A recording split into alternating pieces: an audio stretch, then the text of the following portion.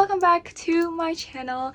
And today's video is going to be a little bit different because I have mentioned before how I've been wanting to do a little bit more bookish content on my channel, and recently on my book account I've been getting a lot more questions asking about my annotations, so I thought what better way to kind of introduce this type of content to you guys by doing an annotation guide and basically just talking about how I annotate, why I annotate, the materials I use, and show you some of my annotations in my books. So as always, I hope you guys enjoy, and let's just go ahead and get started. So I didn't really start annotating until I was in probably 8th grade, and I used to not annotate because I got a lot of books from the library, and I obviously wasn't writing in library books. But once I started building my home library, I have started to annotate a lot more, and as I got into high school, I started really annotating my books. But the first book that I ever annotated was Stalking Jack the Ripper, and this is by Karen Maniscalco.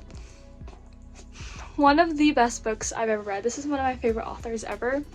But I wanted to start annotating just because I've seen people on books to annotate, and I was googling the benefits, and it's actually really great to annotate. It just helps you engage better.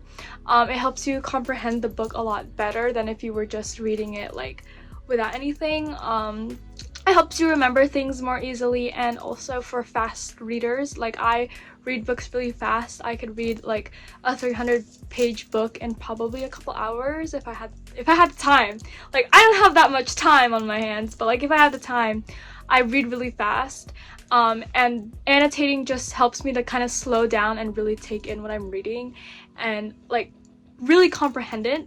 And it's really great for me because I take so many more advanced English courses, and because I write for a newspaper, annotating is it's so good. It's so good. Literally changed my life. But the first book that I ever annotated was Stalking Jack the Ripper, and this was also right around the time where I started my book account.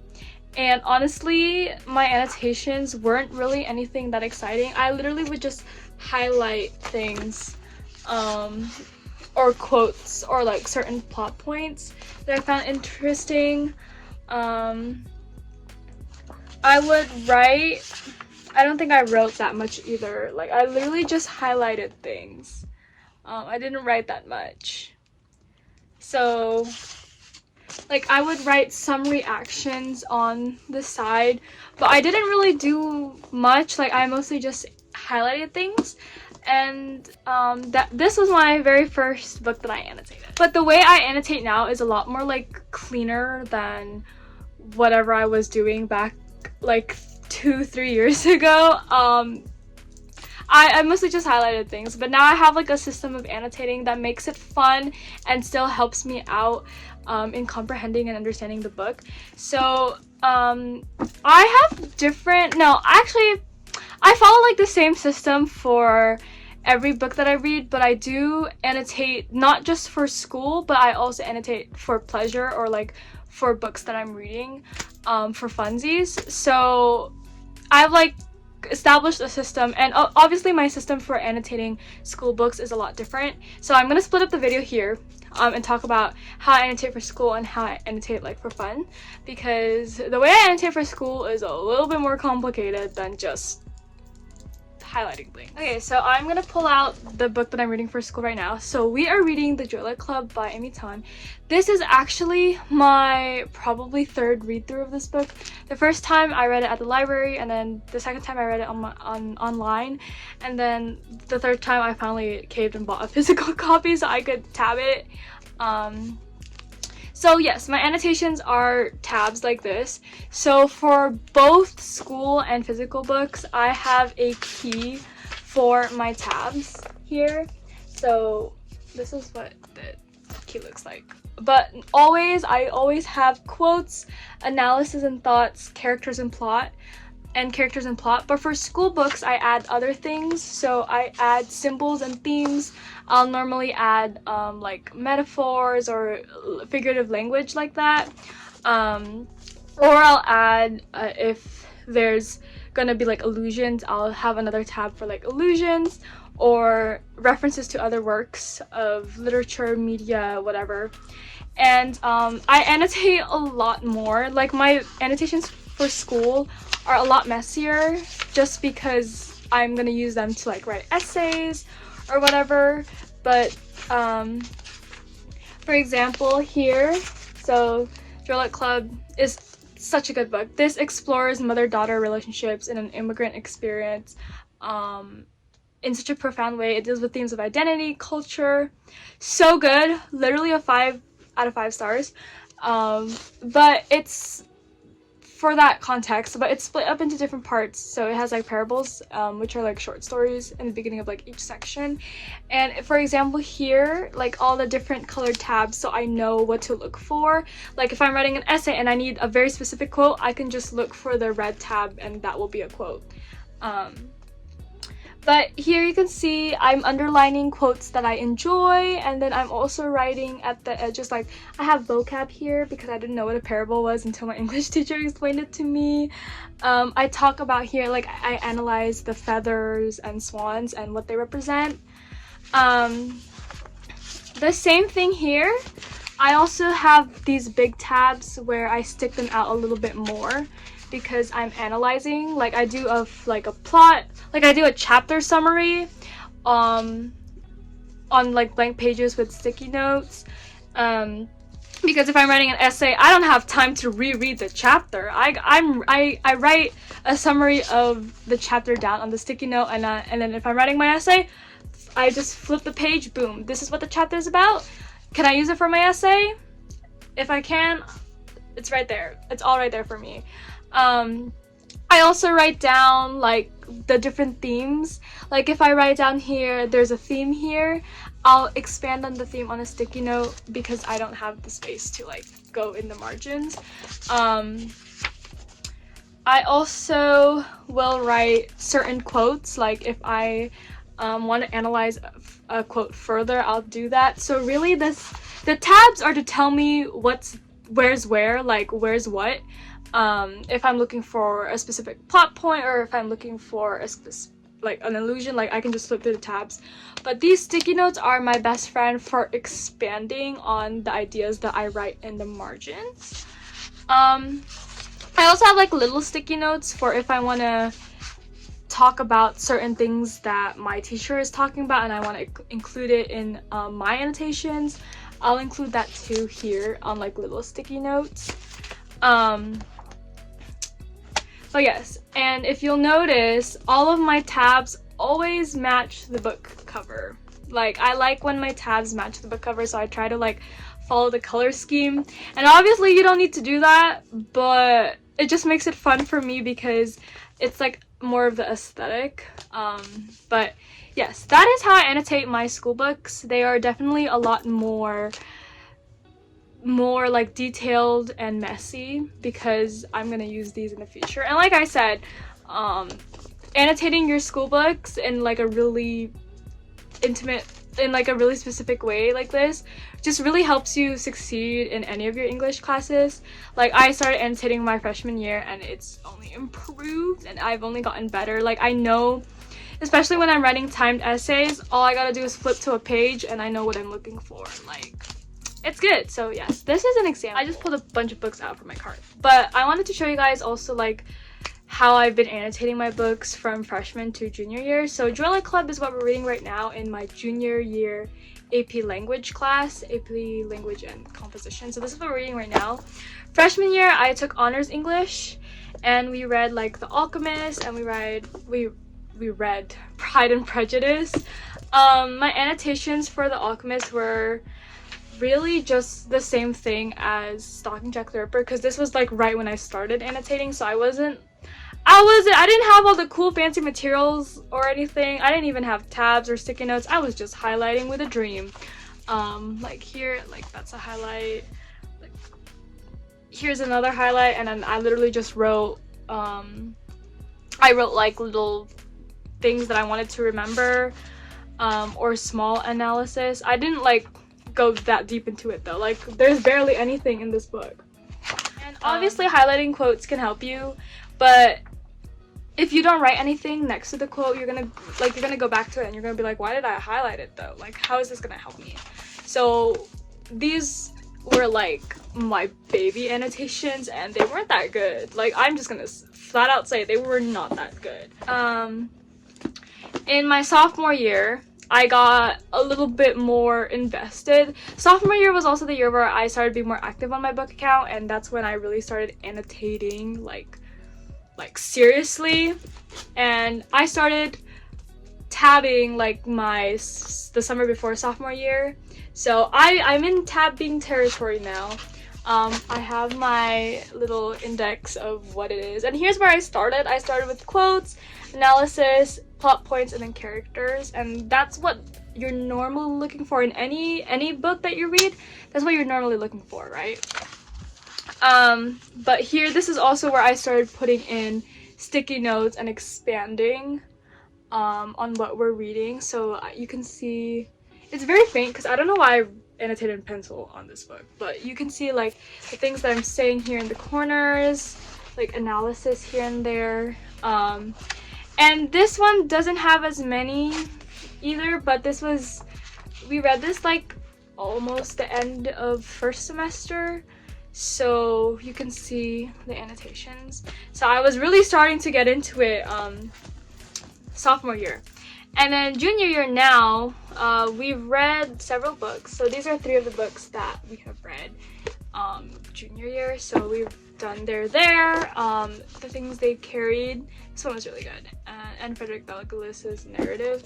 And you'll see like I have like my annotations have only improved, and I've only gotten better with my English essay skills with my annotations. Frederick Douglass, this is like you can see my analysis here, highlights of important quotes that I could use, sticky notes with summaries and stuff.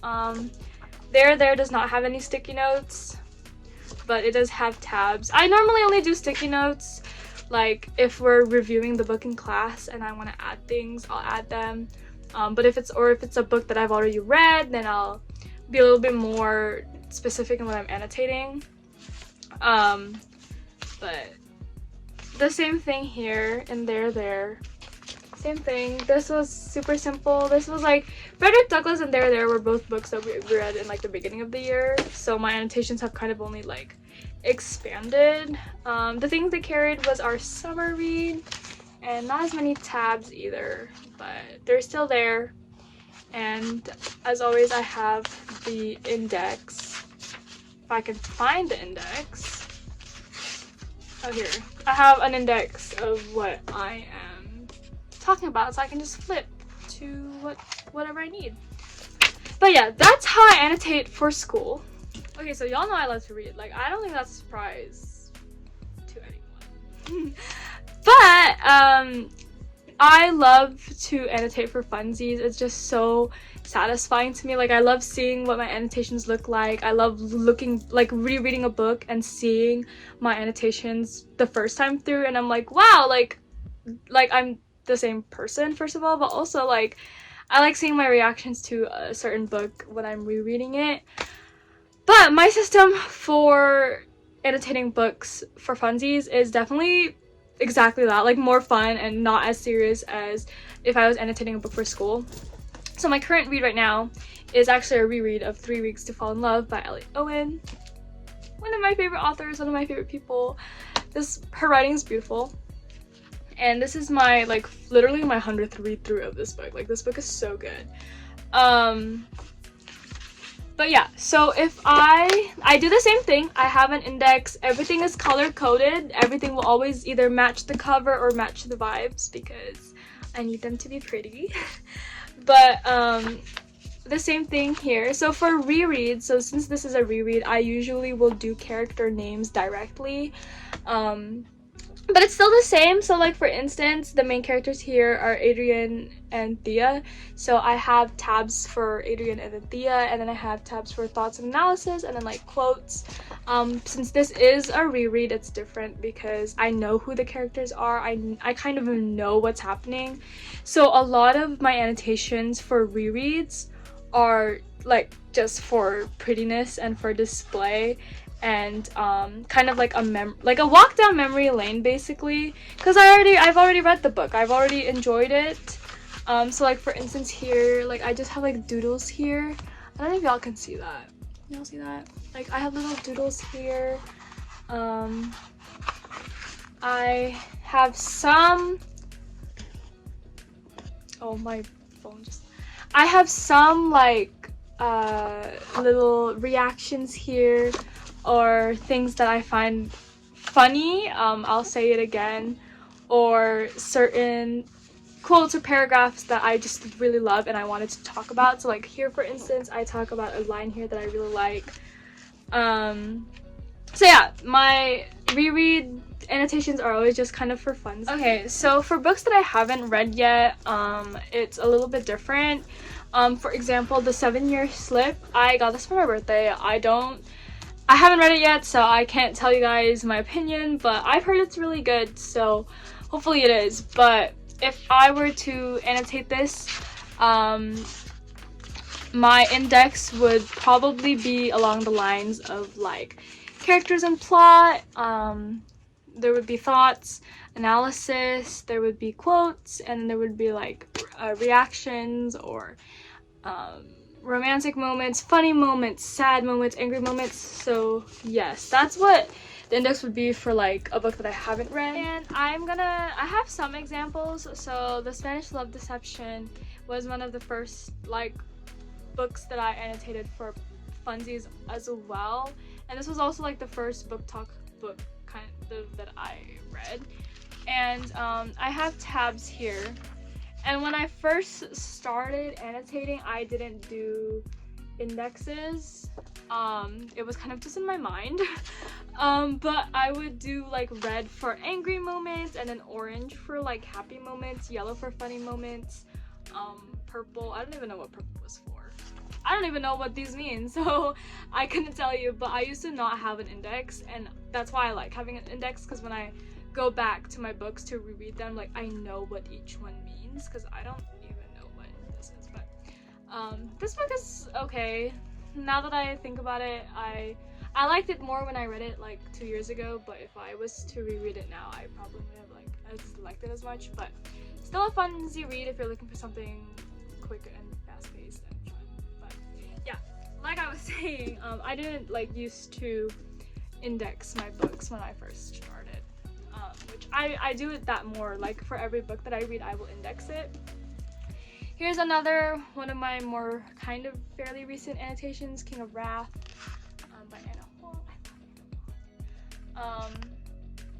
So yeah, it has the index, and then it has my annotations. And you'll notice that in all of my like funsy annotations, I don't have like sticky notes in them, because I'm not analyzing anything. Like as much as I love English and analyzing literature, I don't analyze anything for funsies in my fun books.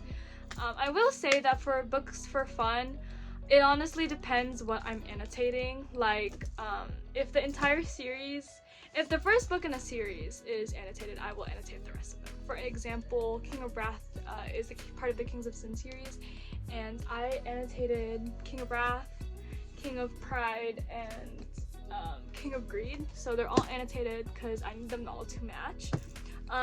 But for example, I didn't annotate the Lauren Asher books of her F1 series, so Throttled, Collided, her Dirty Air series. Like you'll see that they're not annotated at all. And honestly, whenever I annotate, it is vibes.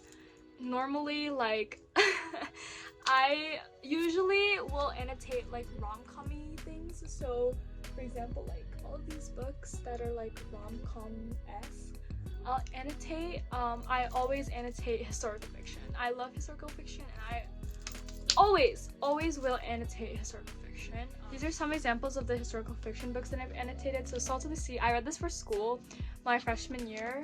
Rita Pettis is one of the best authors I've ever read for historical fiction. But yeah, I'll annotate historical fiction. Although like I cannot talk about this book without crying. But yeah, I always try to annotate historical fiction just because that's one of my favorite genres, and I think that that's one of the genres that you really need to annotate because it's so heavy on history, and you can learn a lot. There's so many like it's always just such good writing that you have to annotate it so you can truly take it in.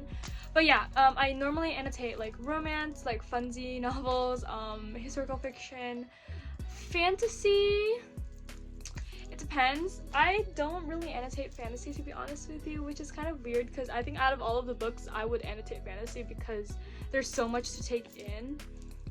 But I normally don't annotate fantasy.